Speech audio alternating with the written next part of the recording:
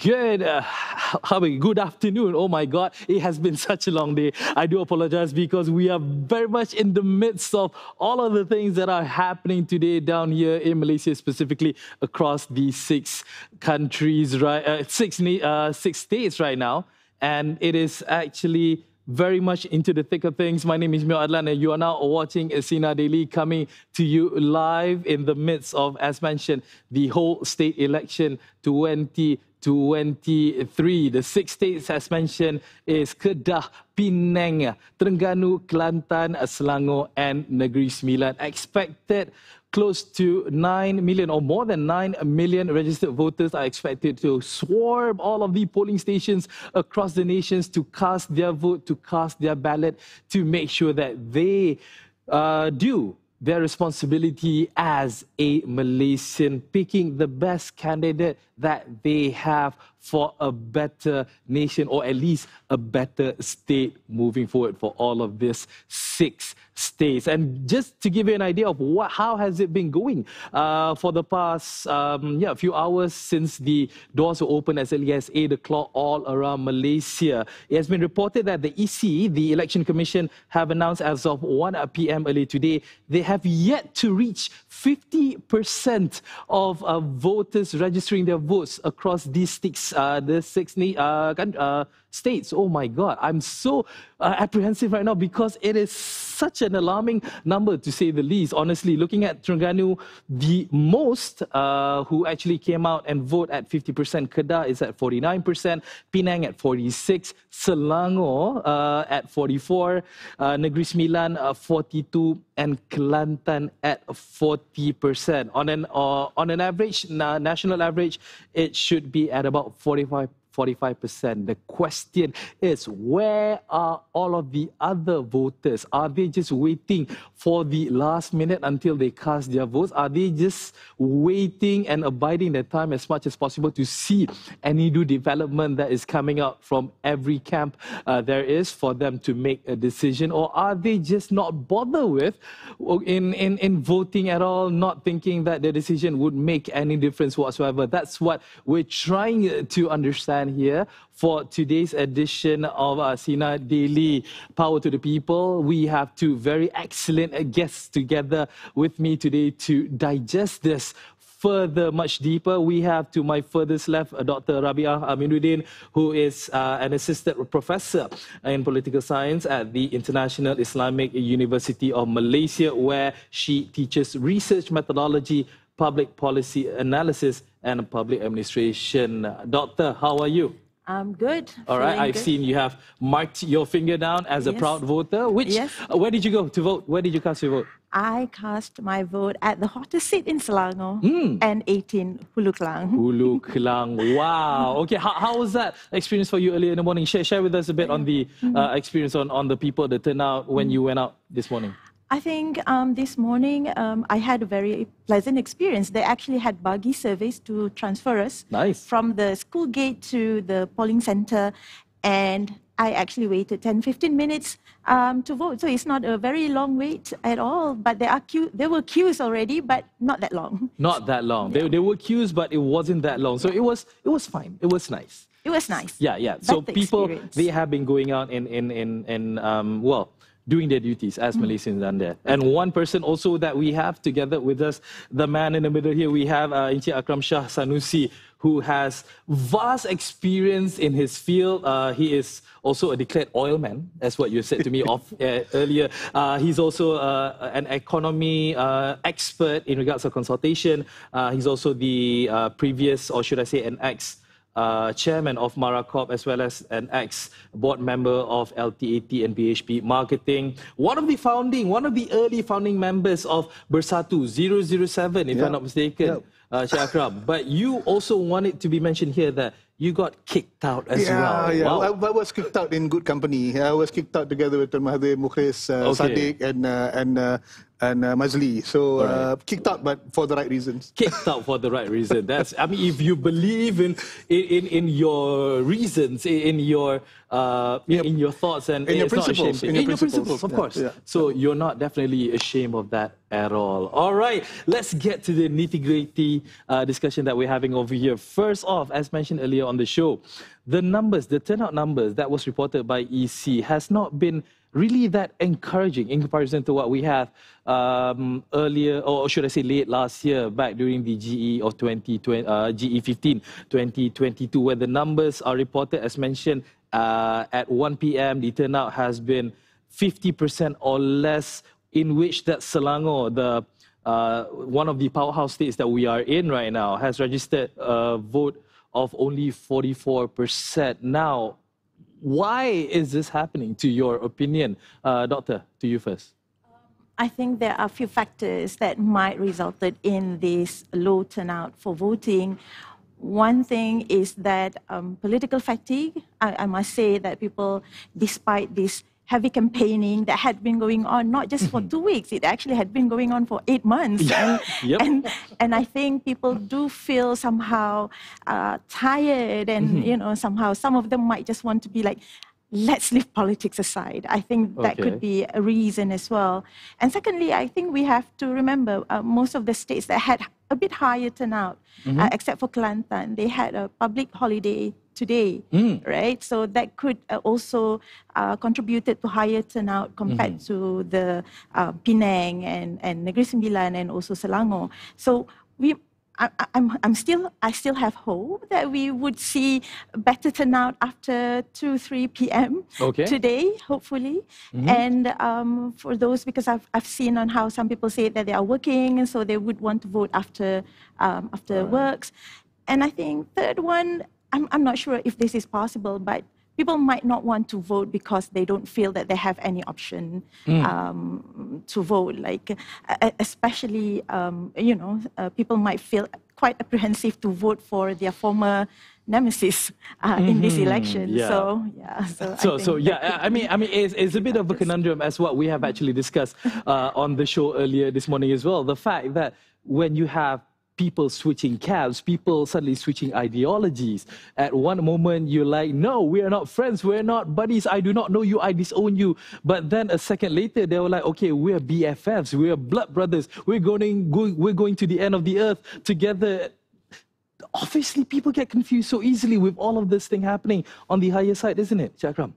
Yeah, they do get confused. And I think it's also, when we talked about, when the professor said about fatigue, it's also about the nature of politics in particular over that was heightened in PRU 14 and PRU 15. I think we've had a slow progression of what we call politics of destruction or politics of rejection since, say, PRU 12.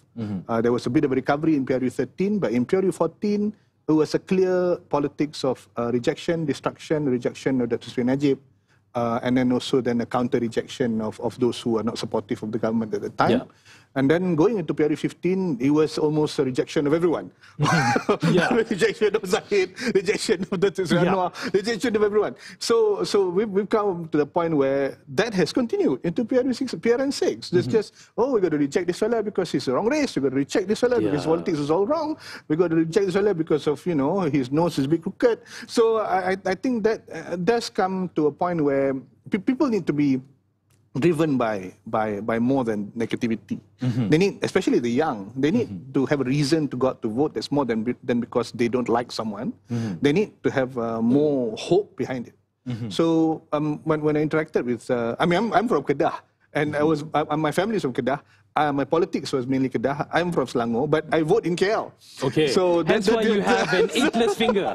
There you go. and hence I had the freedom to move around innocuously, and since Pejuang is not, which I'm involved in now, is not contesting. We have freedom to interact with all parties. And what we're hearing is groups or blocks of votes which were assured in the past. Like for instance, in Penang, there's always this assurance that the non-Malay or the Chinese vote will always go down the Pakatan Harapan way.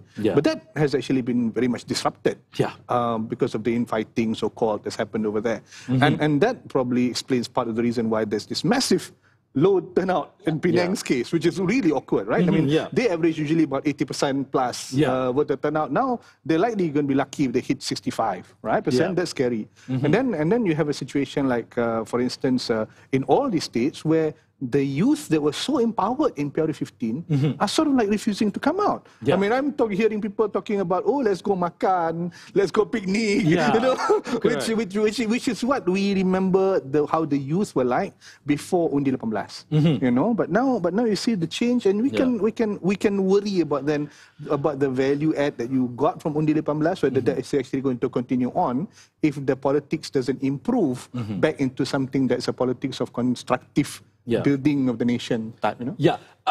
Echoing of what Encik Akram actually said there, Doctor, I mean, it was such a huge deal when Undi 18, when the younger Malaysians, the 18 and above, were able actually to vote for the first time. You could see it across the board. They were excited. They wanted to voice out their opinion. They wanted to show that they have rights as well in choosing their own leader. Whatever happens during GE15, do you think that this time around, they just gone to themselves like, all right, okay, we've seen what happened in November. I don't want to go through this again. This is so toxic. This is so bad for me. Do you think that has actually influenced them in going out, in going and mark their ballot papers like that? What do you think? I think there are perhaps a few factors also in this. In the research that we have done with younger voters, people always think that younger voters do not know what they want, who they want to vote. But actually they know. They have values of what they want to see in the leaders that they chose. Yeah. But I think they got pretty much a bit disenchanted with what happened in in GE15, that they might feel that, well, what is the point? It's not easy, isn't it? Yes, exactly. And what's the point of voting if things are turning out to be quite messy, as what they see now? And I think, secondly, is that even though you see political parties went all out for their campaigning, but then it does not capture the attention of the youth because they still feel that what's in there for me, all right? And I think they don't feel that their needs are actually being catered by the political parties, either by the government or by the opposition. Yeah, and to be in this particular position is actually quite concerning, as you mentioned as well, Cik Akram, is that a lot of these voters, whoever it is that they may be, they have so much hatred towards one or both of the candidate, or even 3 or 4, whatever, depending on whatever it is that they are. The problem is, my question is that it is not their fault, because during the campaign, from all sorts of parties, the only thing that they were preaching about is hatred towards the other guy. It's not about what I can do for people. They don't stand up on the podium and just shout out the things that he or she could actually do for that particular area to make it better. All he or she does is that they would condemn the other person. They would point out the flaws of the other person. Like it or not, at the end of the day, that will be influenced by the prospective voters. Yeah. And then they would go out feeling hatred as well. And that's not healthy, isn't it? No, it's not. It also gives an impression that is the urban myth. Okay. That politics is because it's the art of actually getting people to do stuff, or the art of actually attaining the power so that they can achieve things. Yep. It gives it reinforces this urban myth that politics is all going to be dirty, politics is all destructive, etc. But in reality, there's a lot that can be achieved if the right sort of politics is. I mean, you've got champions in history that rose through politics, be it Mandela, be it Gandhi, be it Kennedy, you know. Yeah. And these are all politicians, and they're seen as true leaders that brought the difference to the world. So we need to return that sort of enfranchisement to the young by a better messaging. And I think the fact that you've got PRN across 6 states has caused this massive confusion also on the fact that this is a pilihan raya negeri. Yeah. So for the pilihan raya negeri, the focus should really be what's happening in that state. Yeah. Instead, the only thing to me, maybe if I was actually in these states, I would feel different, but the only thing that really captured the imagination during this period was that debate between YB Rafizi Ramli and YB Shahir Sulaiman. Yeah. And the only thing that happened that came out of that, to me, that was positive was at last we get to see YB Shahir Sulaiman as a new potential future leader. Otherwise, unfortunately, and begging a pardon to both these YBs, one was talking at this level all about how things were bad in the past from this level, and the other was talking about how things were good in the past from this level. Yeah. And it was so high level that people, especially at the DON level, right? At the on the ground level, the common folks. Yeah. So what's in it on me, or what's on it for me? You know, and if they allow for the debate to really go down to the basics, the issues are still the same issues. Even if you want to take the national context, right? It should be about inflation. How are we going to sort out about inflation? It's to do with, for instance, I'm from Kedah. What's the issue in Kedah? We don't have any more of this planting 2 times a year. We're planting actually 3 times every 2 years. You know, and now you're talking about wanting to escalate from that to 3 times a year. So you can say it, but how do you do it? You know, these are and these are things where if I was what do you call it? Let's say, like an example, I was a federal government wanting to take a state government, where the state government is in opposition. I would just say federal funding will go down specifically for this and have it really planned out properly, because the state agency that's in charge is actually a federal agency, right? But we don't see that coming across clearly. Even if it was said, it just came out as rhetoric rather than actual concrete plans that would, you know, enfranchise people, inspire people to come and vote in the direction that you want. So this is where I think these are gaps that need to be closed. I mean, as a member of a party that's not competing, actually this is great news because great, these parties are competing, continue, you know, because maybe they will actually open the room for other parties to come in the future with new ideas. Who knows, right? Well, it's good to be on the sidelines sometimes, you know, like looking at whatever else other people are doing. But ultimately, Doctor, can we at least get 70% of turnouts in regards of voters? Do you think by 6 p.m. today, is it achievable? Is it even remotely possible? Your thoughts? I am not sure, seeing that even at this hour, it revolves around 30%, it doesn't even hit 40% in many of the states. So I think if we get double of that, it's already good enough, in my opinion. And I think we still have time. I think we need to make sure that people go out and vote, because one of the things about low voters turnout is that it also gives room for people to question the legitimacy of the government that will be formed, whether you are really the choice of the people. And I think in this context, political context, we don't want to see that kind of questioning, and it can disrupt the people from moving on from the current political saga. Right? It will be another long political drama for us Malaysians. As mentioned by Cik Akram just now, I mean, like, this has been going on for the longest time ever, since the previous GE15, and it has been spilled over until today. So we do hope that all of you Malaysians out there, wherever it is that you may are, especially in those 6 states, do go out and perform your responsibilities. But in any case, in any election whatsoever, it's never without its stories, you know, its issues or its appeal factor, if I may say so, as it was reported by Sinar Daily earlier today that in Penang, in SK Sri Relau, voting has been suspended at one stream over a discovery of an unsealed ballot box. It was reported by a candidate. The candidate will do a police report later at 3 o'clock today. And on top of that, it was also alleged that a clone ballot papers have been discovered down in Seberang Jaya. The police are investigating this. My question, this keeps things exciting, isn't it? This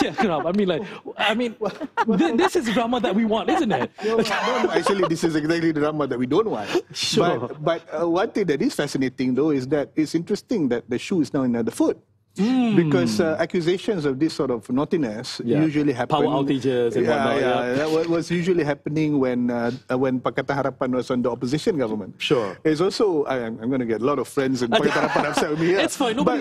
But truly, what are you going to say then? Who's then at fault? If you're going to say that the people in power are at fault, you are the people in power both in the state and in the federal level. And in fact, some of the people that are actually running things in the Suruhanjaya Pilihan Raya were there since 2018, which were put in place during that Pakatan Harapan government. So I think it just shows that there's still areas that we can improve. But going back to that, what was mentioned by Professor and yourself also, we cannot allow things like this to make or disenfranchise or even disillusion the youth. You know, a friend of mine actually was complaining. Actually, not just one friend, a few friends were complaining. They can't get their kids out to vote. And I was encouraging them, no, you go get them out to vote. Because not because they don't feel like they want to vote or whatever. They don't feel that, you just need to stop them from getting into the habit of not going out to vote. Because the important thing, just go. You feel so bad, you don't know who to vote, just throw a spoiled vote ka, undi bebas ka, is your choice, right? But just get them into the practice, because we need to get the youth to have the habit of voting. The moment they don't, then you will have people that will not vote for years and years and years, and you end up with a really bad electorate. Like, I mean, you know how the turnouts can be in the US, right? Really bad, so-called hebat punya demokrasi tapi orang tak keluar vote. We cannot allow that to happen in our country. And looking at this, Doctor, again, looking at all this minor incidents, if I can even call it minor, but as an outsider, for instance, looking into what's happening at these kind of scenes, it's just a bit of a mockery, isn't it? I mean, it's something that at least the EC or you know, the governing body, Suruhanjaya Pilihan Raya, they should really make a big concern about this, because again, we've been voting for the longest time ever. I mean, like, ever since Tunku Abdul Rahman's time, and this is not our first game, literally. Why are these things keep happening? I mean, is it just propaganda? Someone out there that just bought, like, oh, okay, I need to do something fun today. Let's just, you know, poke fun at specifically for the Penangites. So, or is it just that? Is it just some harmless, foolish joke that somebody's trying to pull here? What do you think? I think it's, of course, I would say it's too early to say until investigation has been going on. But I think that it points out a few factors. Actually, one is increased awareness of voters, candidates on the electoral process, that they can actually pinpoint something is wrong in this election process, right? So, and I know my right as a candidate, I know my right as voters, that I can report if this ballot box is unsealed, then it should not be counted. And I think it indicates higher awareness, higher level of awareness of the electoral process. Second is, you know, that's why I don't want to comment much on this, because if we find that investigation proves that this happened to be an election tactic or whatsoever, you know, it might be, but I think we are seeing less and less of this kind of tactics. I think in the past, there were more dramas during elections. That's for sure. I mean, like, at least the drama level has toned down a bit. But this, Cik Akram, this definitely gives the authorities at least a much better sense of guard, knowing that this has already happened in a short notice. So they will be like on super guard across all of the other polling stations, isn't it? To really look out for any discrepancies or anything that's out of the norm, I guess. Well, yes, I suppose. But let me also just give another opinion around this. I've had some experiences where people have had legitimate concerns, but in the end, they were actually well answered. Like, for instance, there were stories before about, in Lebah Pantai, if I'm not mistaken, 33 names of voters are voting out of the same address. It turned out the reason why that was the case is because there was a kawasan serumah setinggan, and that address was the only legal address for them to register in, right? So explained. In the case of where I lost in PRU 14, I was leading by about 100 votes until 2 boxes arrived. And lo and behold, after the boxes were open, I lost. But interestingly, the incumbent lost as well, and the incumbent was a sitting minister, and the past candidate won. So for me, that ended up being reassuring. Should the incumbent have won, surely I would have said, "Oh, 2 boxes came in, and I lost." So yeah, the investigation is going to be very important. But sometimes people have a very heightened level of sensitivity, kan? So let's wait till that investigation does turn out something, and let's give some hope and belief that investigation is going to turn out quite well. If I may, I just want to make one comment about this voter turnout. One thing that I find fascinating about the voter turnout is that the Kedah and Terengganu case has actually been quite is a lot better than the other states. I think as of 1 o'clock was when I last looked at the data. They were off only by a couple of percentages from the same time of period 15 last year, and they will probably be 70+% versus the 80% that was then. I suspect this is all to do with election machinery.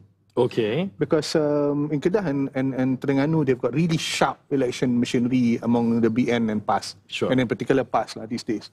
So I suspect that's how the voters are actually being frog marched to the voting booths, and that's why also it gives an impression that probably the incumbent state governments probably have an advantage there.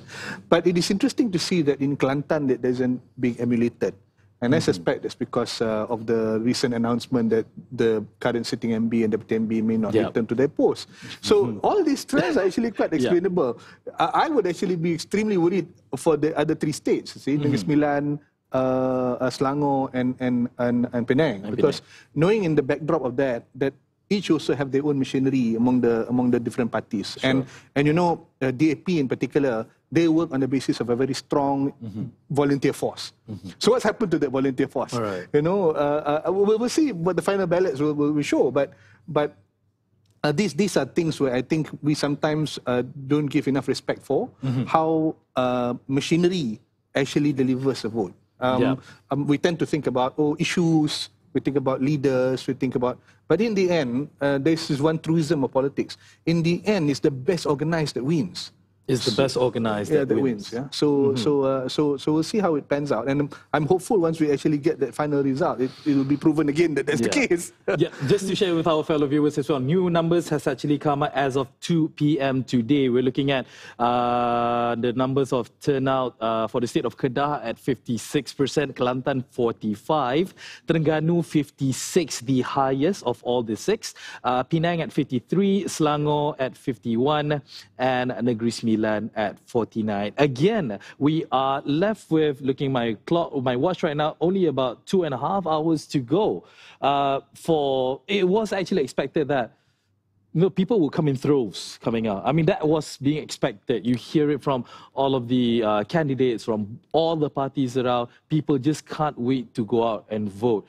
But after witnessing what is happening right now, is it something that all parties should be worried about? Because again, if there's not many people coming down, or even if like isolated cases where there has been some voting tampering, alleged voting tampering, should it happens and everything, the current government should be licking their lips, isn't it? Because it's in their favor, or am I wrong? Doctor?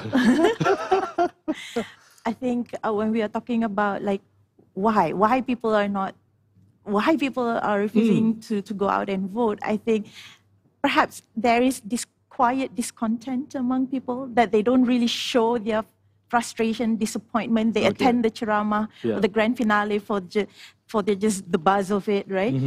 They just want to see the favorite artist performing. Favorite artists, or favorite politicians, who knows? Yeah, perhaps, don't know. And I think second is what I found on the ground is there is also very little understanding of what PRN and how different PRN is from GE. So I think going back to your question earlier about Undi 18, whether it is a good thing or not, I think we were in a rush to implement Undi 18 without providing the tools for the young ones with the with literacy on what politics is and what is political institutions, and therefore they are left with a lot of, maybe I don't care attitude, or I don't know why are we going out to vote again and things like that. Okay, but in regards of these isolated incidents across, we're looking at reports coming out from the island of Penang, from Penang specifically. The fact that you're quite experienced in this, granted, lost by 2 boxes. I don't really want to, dig that up a bit more. But what could the authority do, or what should the authorities actually do? How should they handle this? By the extent of the law, obviously, because this falls under a specific act that is protected by all parties, right? Yeah, that's right. I think we shouldn't. All of this actually goes under the Elections Act, and it also has clear lines of authority in terms of where the investigation goes. The problem is when actually everyone starts pretending that they should be clever and get involved in this, leave it to SPR to drive this. If there is support that's required by law enforcement, they are the parties that are mandated to do this. Is the worst thing to happen is to allow this to be politicized, which has a risk of happening, especially if anyone particularly loses in those seats, right?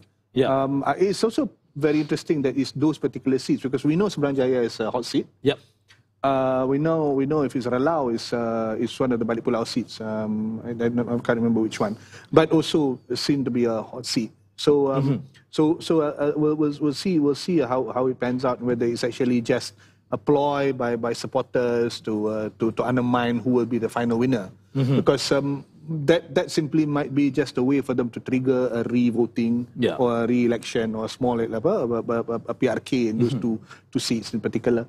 But yeah, best is actually just to follow the line of authority and carry on that way. But I think to me the biggest hope I have actually from this whole instability, and you were saying something about how there was a feeling of unhappiness towards the main parties as well, right?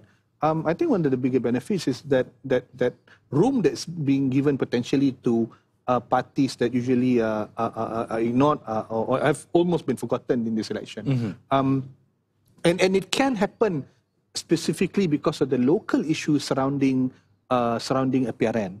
So, for instance, what I heard in Penang, for instance, is that Parti Rakyat Malaysia, PRM, may actually end up getting some ground.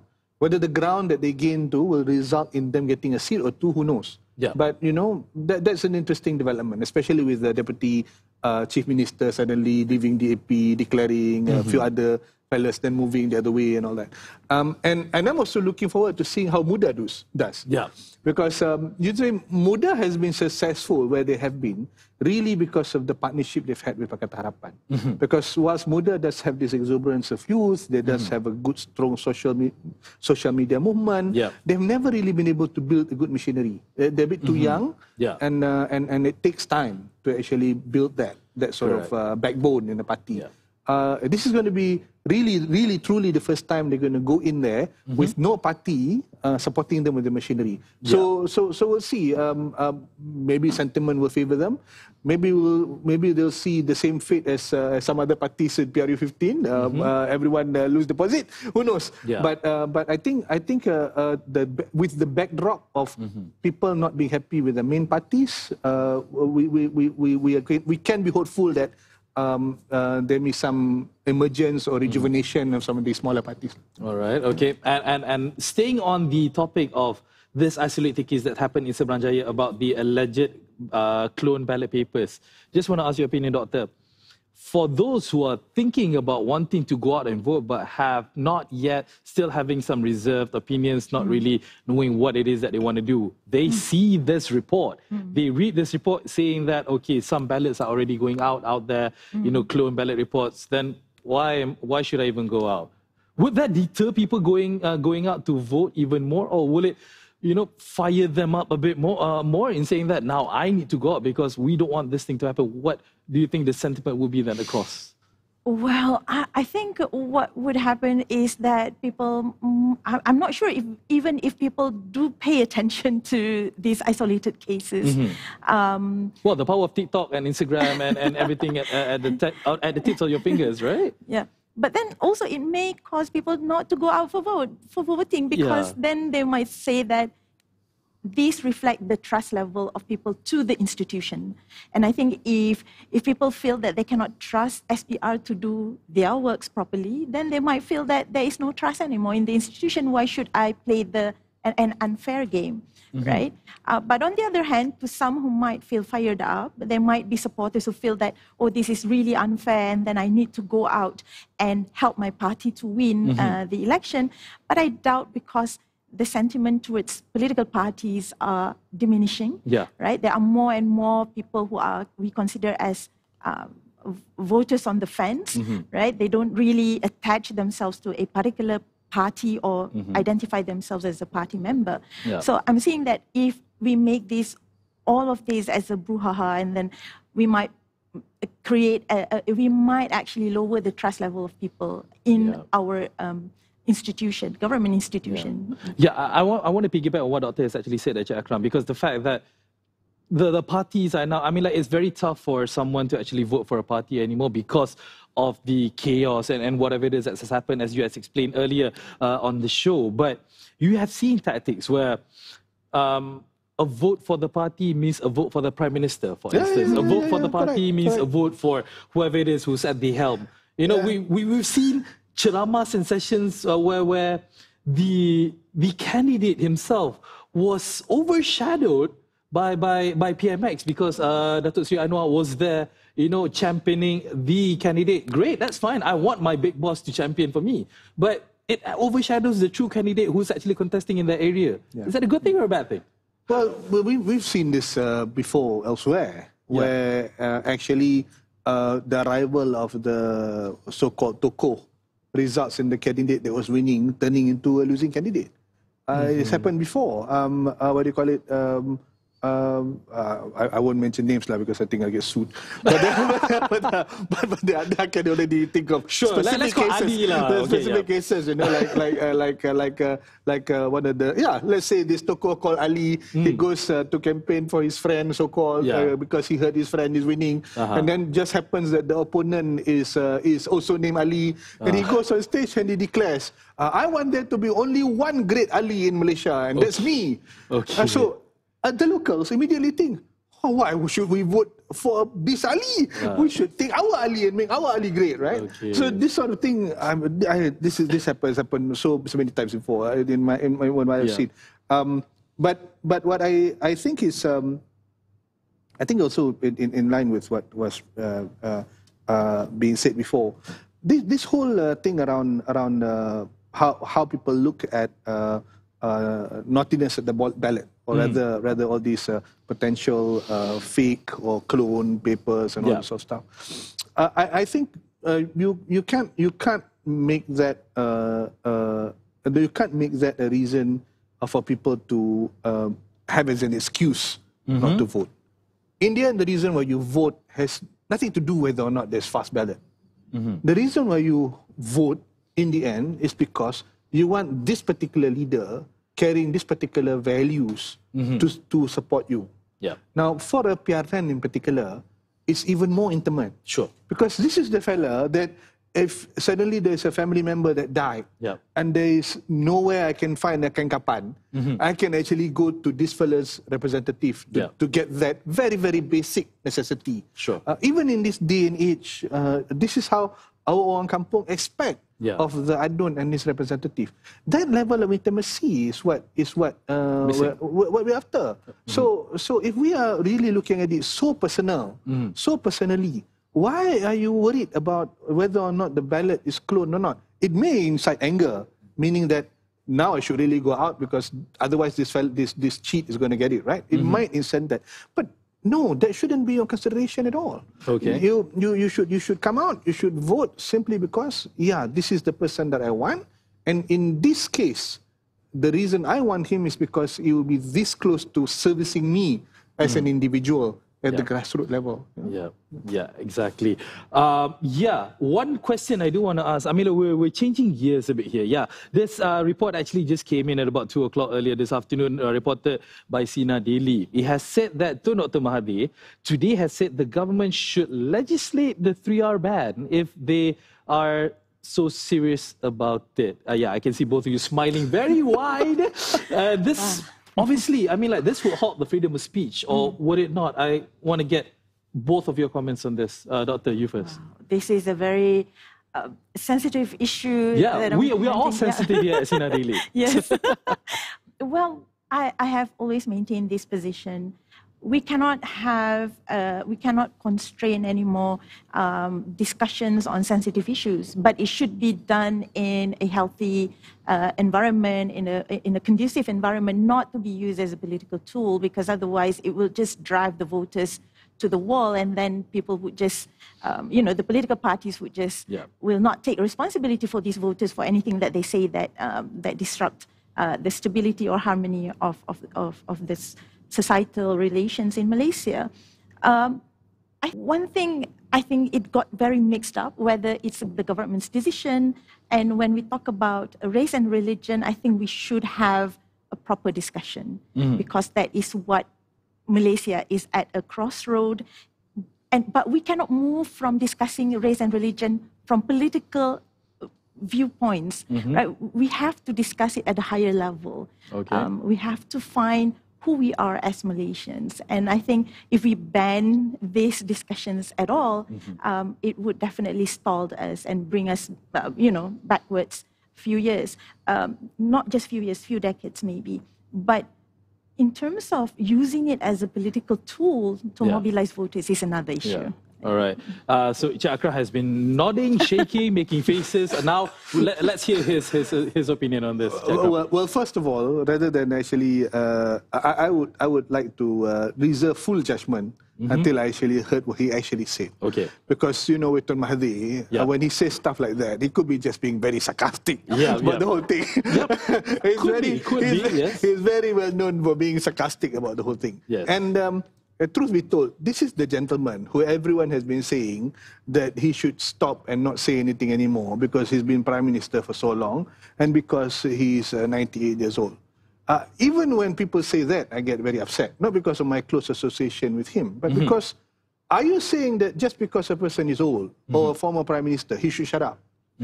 Because if you're saying that a former Prime Minister who is old should shut up, I think that's extremely rude and very un-Malaysian. Yeah. And echoing also what the professor has said about how we need to have civilized conversations to mature ourselves. Yeah. This is extremely important. And I, for one, am very concerned about legislating anything in this country. Because I beg your pardon, but the learned people supposedly in the parliament these days, they keep messing up what is it they legislate. For instance, this anti-party hopping law business is a complete disaster. I mean, I was very much against the idea of an anti-party hopping law because it goes against the whole grain of the Westminster system. Interestingly, if you follow the history of the Westminster system, the two most famous party hoppers in the British Parliament were David Lloyd George and Winston Churchill. They both jumped parties because of principle. And one was the hero Prime Minister of the First World War, and the other is the hero Prime Minister of the Second World War. So these are people beyond reproach. So in the end, party hopping fulfills a function in the Westminster system. But what differs between these two gentlemen and the people that hop parties in Malaysia is they are better characters than the leaders we have. So rather than worrying and trying to get people to behave properly by legislating, we should just get people to behave better. We should choose people who have better character to be leaders. But to get that, our people also have to have a better development of character. And this is in line with what the professor has said. Rather than us actually hide behind legislation, muzzle people because you don't like what they're hearing or what they're saying because of this whole 3R business or any other business, mind you. I mean, I don't think the 3R business is actually even the biggest threat in Malaysia. The biggest threat that's coming to us from overseas is this whole transgender, gender-neutral nonsense, which can derail entire nations, and we're worried about 3R. We've been debating 3R since the foundation of our country. And so why legislate? So beg your pardon, I'm not really in a position of Tun Mahathir. I'm buying into the idea that he's being wholly sarcastic about the idea of legislating 3R.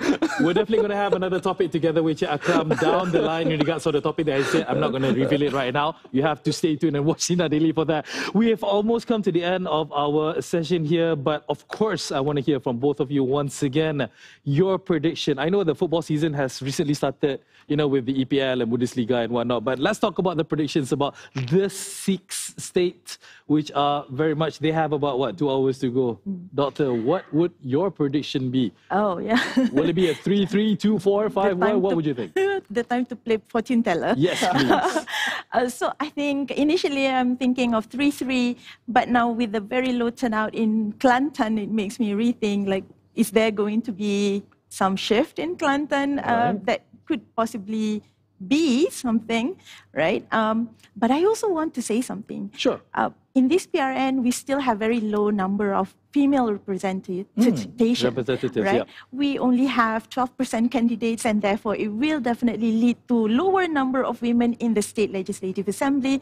And I really think that political parties need to back up more on this, ensuring women to be more represented in state legislative assembly and also in parliament. Yeah, so I'll end on that note. All right. Maybe 4-2 maybe. 4-2, okay, 4-2, that would be for PHBN. Yes. Yep. Okay. Bold prediction. Do you echo her prediction? Okay, just to be different. Just to be different. Yeah, just to be different. Yeah, why not? I'll say 4-2, but in the opposite way. Oh, which state is that? Meaning that well, Selangor has been 50-50 since January. Sure. So not necessarily because I like it, but because what I'm seeing in terms of what I'm sensing is that there's a marginal chance that that PN and PAS will retain the three states, and Selangor swings to PN marginally. PN marginally. Yeah. However, the more interesting result to me would be what happens in Negeri Sembilan. Yeah. Because I think in Negeri Sembilan there will be not a change of government per se, but a change in MB. Oh, okay. So I suspect that the MB will be BN. Yeah. Because KJ came out with a statement today earlier in saying that if BN wins more seat than PH, then it will be an UMNO MB. No, well, that actually was the understanding in the political groupings and most people's understanding. That was the original agreement. Okay. It was quite a surprise to us. Suddenly, it was declared that YB Aminudin is going to be MB again. In the first place, we don't even know whether he can win. And most people forget this. Yeah. The difference between PH during the last election, meaning PRU 14, was bersatu. And we saw PH collapse in Negeri Sembilan, other than the traditional seats, without bersatu there. Yeah. So I actually think that it's very likely if that BNPH does retain it, but with a BN leadership. And for me, if that is combined with the 4-2, that would be cataclysmic for PKR in particular, because then PKR and PMX will be the first prime minister with no MBs from his own party, if we don't consider PH as his party. All right. Yeah? So we will definitely have a look out of these predictions, whether or not they will be true or not. Don't ask my crystal head ball, because that will not give you any ideas. But these professionals, these experts would definitely have an idea of how things are going. Just to echo a bit of what Dr. has actually mentioned, there are 71 female candidates in comparison to 499 male candidates across the 6 states here for PRN for the state election for this for this election. All right, we have come to the end of our show. Thank you so much to Dr. Rabi'ah together with Mr. Akram. Thank you so much for coming down. Really insightful, really enjoyable session that we have had with them. Hope you guys at home enjoy yourselves. You still have time to go out and cast your vote, regardless of wherever it is that you are, in Penang ke, Kedah ke, automatically the logat comes out automatically. You could be in Kelantan, Terengganu, Negeri Sembilan or Selangor. Just do your duty, folks. At the end of the day, it's not, I mean, it does matter. Your vote does matter, even if you're that only one vote. It all that matters for you to show your love and commitment towards your country and to your state. My name is Meor Addelan. It has been a pleasure. Hope to see you guys again very soon. Take care. Bye-bye. Assalamualaikum.